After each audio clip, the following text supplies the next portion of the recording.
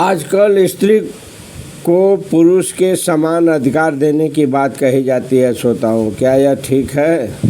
आइए जानिए जो है यह ठीक नहीं है श्रोताओं। पहला उत्तर तो मिल गया, अब क्यों ठीक नहीं है इसके बारे में विस्तार से चर्चा करें।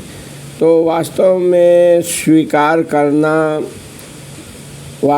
श्रोताओं स्त्री का समान अधिकार नहीं है, प्रयुक्त विशेष अधिकार है। कारण कि वह अपने पिता आदि का त्याग करके पति के घर आई है, अतः घर में तो श्रोताओं उसका विशेष अधिकार होता है। वह घर की मालकिन कहलाती है, बहुरानी कहलाती है। बाहर पति का विशेष अधिकार होता है। वो कैसे? जैसे जानिए जो है, जैसे रथ है दो पहियों से चलता है, दोनों पहियों को अलग अलग होते हैं। दोनों पहिया क्या होते हैं? अलग अलग होते हैं रथ के। अगर दोनों पहियों को श्रोताओं एक साथ लगा दिया जाए तो फिर रथ चलेगा? नहीं चलेगा। कैसे रथ चलेगा? तो जैसे दोनों पहिए अलग अलग होने से ही रथ चलता है, ऐसे ही श्रोताओं जो है पति और पत्नी का अपना अलग अलग अधिकार होने से ही गृहस्थ चलता है। अगर समान अधिकार दिया जाए तो स्त्री की तरह पुरुष गर्भ धारण कैसे करेगा? अतः अपना अपना अधिकार ही समान अधिकार है, इसी में दोनों की स्वतंत्रता है। अपना अपना अधिकार श्रेष्ठ है, उत्तम है। हमको थोड़ा अधिकार दिया गया है और पुरुष को ज़्यादा अधिकार दिया गया है।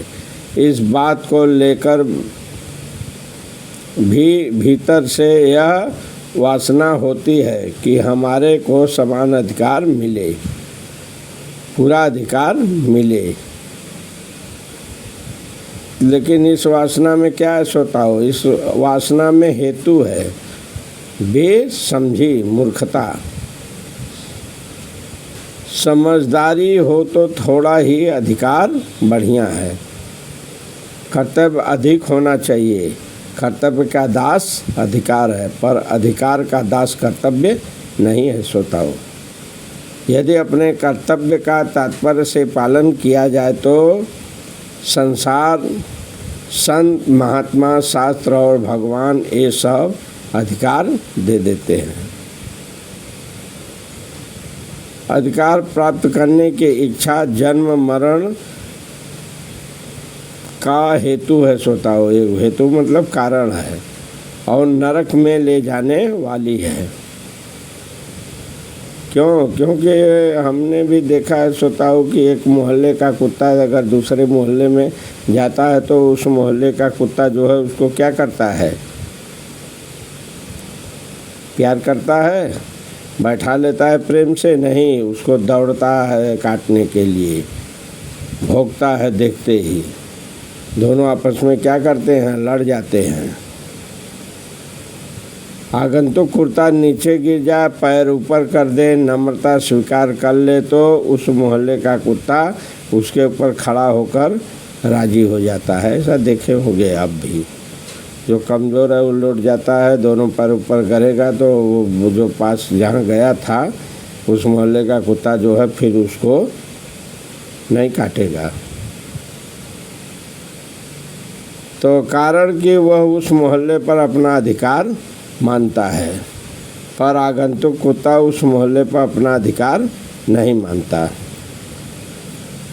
तो श्रोताओं उसके सामने नम्रता स्वीकार कर लेना तो लड़ाई मिट जाती है।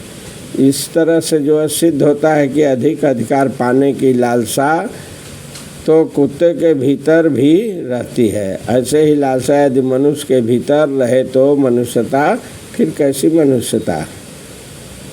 अधिक अधिकार पाने की लालसा नीच मनुष्यों में होती है श्रोताओं।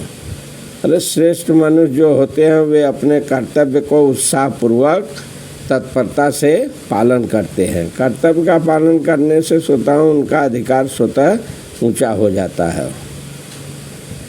एक बात जान लीजिए श्रोताओं, वास्तव में अगर देखा जाए तो स्त्रियों का अधिकार कम नहीं है। वे घर की मालकिन हैं, गृह लक्ष्मी कहलाती हैं।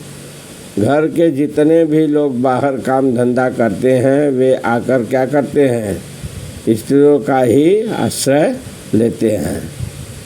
स्त्रियां घर भर के प्राणियों को आश्रय देने वाली होती है। सोता हूँ वे सबकी सेवा करती है, सबका पालन करती है। तो इस तरह से देखा जाए तो उनका अधिकार कम है नहीं, ज़्यादा है। परंतु जब वे अपने कर्तव्य से च्युत हो जाती हैं तभी उनके मन में अधिक अधिकार पाने की लालसा उत्पन्न हो जाती है। प्रेम से बोलिए वृंदावन बिहारी लाल की जय।